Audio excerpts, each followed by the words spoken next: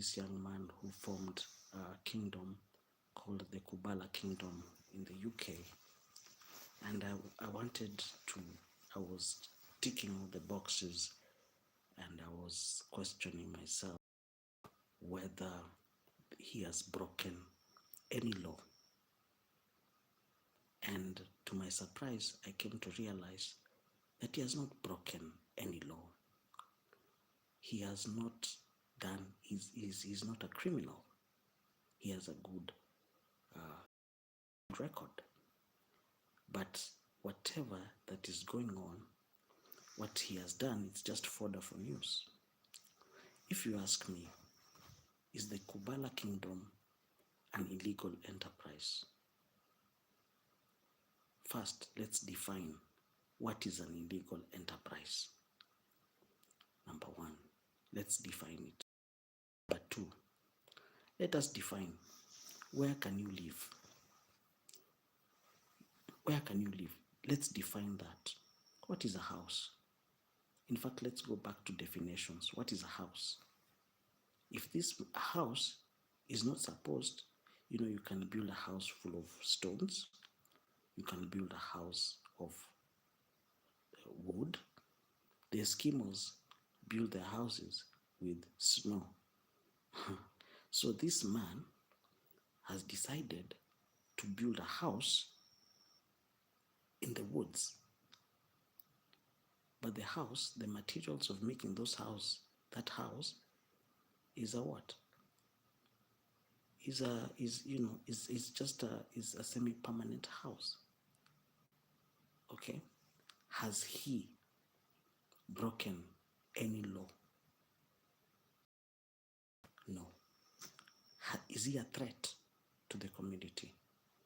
The children of Jedburgh and some of these people from Jedburgh, they are saying that this man is a threat, is an existential threat to their existence. What kind of argument is that, surely? How can this man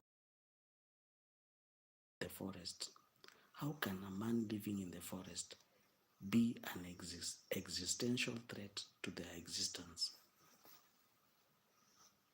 That is a lie. That is fake news. How can a man who is living alone in the forest be a threat to others? Surely.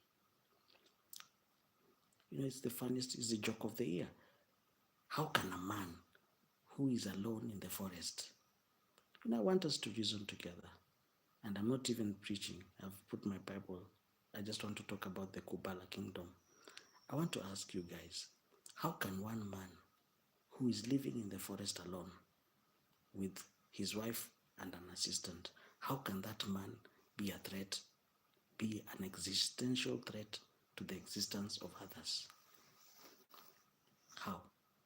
I want people to convince me, because I don't see how. I don't see how. Okay, what's the difference between the homeless people in the UK and this man? How? Are we together?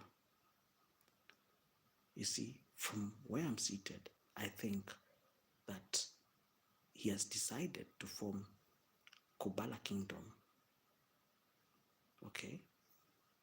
Has he stolen anything from anybody? No. But even if he has formed the Kubala Kingdom, he's still subscribing to the laws. He's still bound to the laws of the UK.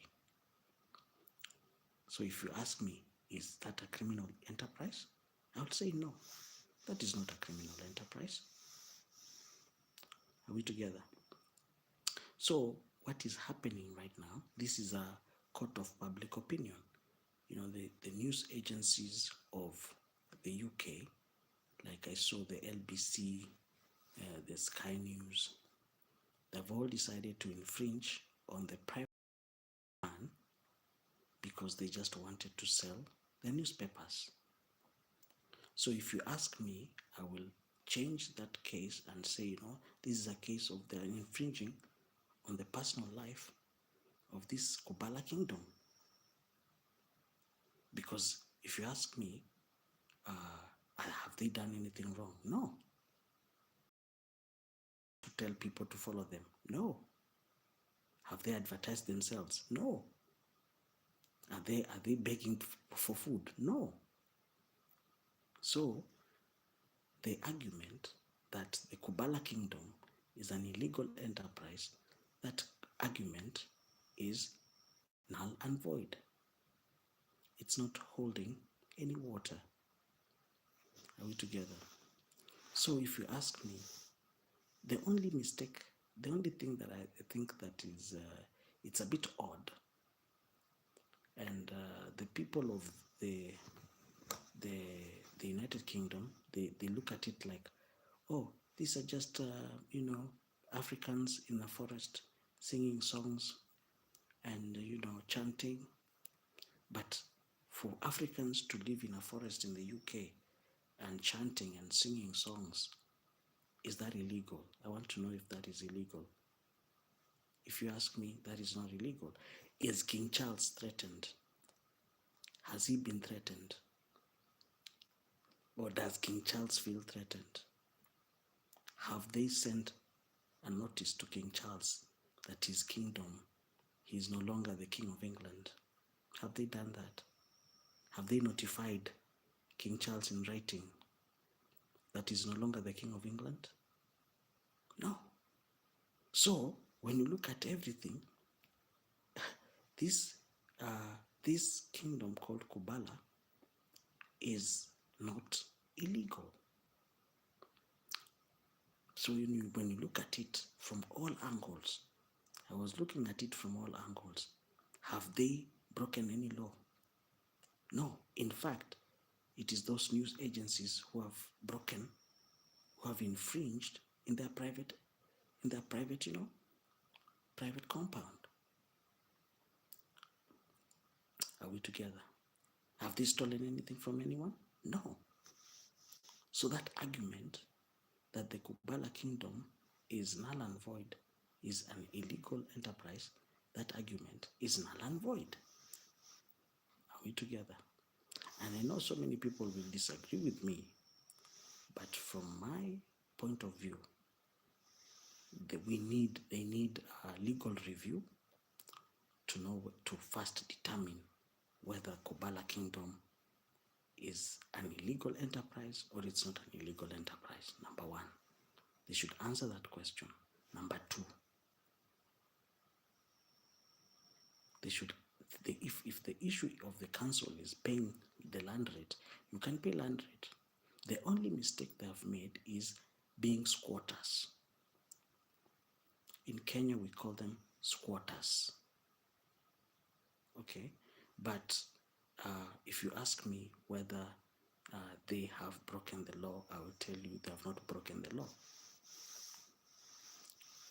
It's just that what they have done is against it's happening in a first world country, and they are just they're the fall guys. In fact, I don't think from now today I'll start supporting the Kubala kingdom, and may they live long. I would want to see it growing, because if you ask me if the Kubala kingdom, if they have threatened the existence of King Charles, I would say they have not threatened him. So why are they not being allowed to have their peace? Why are they in peace? Are they spreading propaganda? No. Why are they not allowed to sleep in peace? Have they stolen from anybody? No. The question is, why have they not been allowed to exist in peace? Because also, they have rights. So when you tell me that the Kubala kingdom is a criminal enterprise, I would, even if I was, I will not agree with that kind of thinking. Are we together? I don't expect most of you to agree with me, but I will say this. On the issue of Kubala kingdom, as long as King Charles has not been There is no mutiny. There is no, he has not been threatened. He can exist. Have they even mentioned King Charles in their affairs? They have not mentioned King Charles. It is King Charles who is in fact interested about the Kubala kingdom. But they have stated very clearly that the earth belongs to God. They have stated, which is true, all the land in the world belongs to God. Is that argument false? I want to know. They have stated very clearly that the soil belongs to God. Is that statement a false? False? No. They have stated very clearly that the trees belong to God. Is that a false statement? Is that a false statement? They have stated very clearly that the air they breathe belong to God. Is that a false statement? No. So, what will happen is this. The Council of Jedburgh will have just made the Kubala kingdom to grow, because it will continue growing and growing and growing. And now what will happen next, because that is called the Cobra effect, or the laws of unintended consequences. Now people will start giving these people money. So the Council of Jedburgh have not achieved their intended purpose, because now people will give the Kubala kingdom money, they'll give them a place to stay, they'll give them cars, and many other things. So they wanted to chase them away, but now they have made the Kubala kingdom. I hope we are together. Now that it's now a global talk. Are we together? It's not something that people are talking about globally. It started with 3 people, now it's a global issue. And I think they have received £140,000 for their expansion. So you can see that I don't think that the Council of Jedburgh are in order to evict the Kubala kingdom. They have just grown. In fact,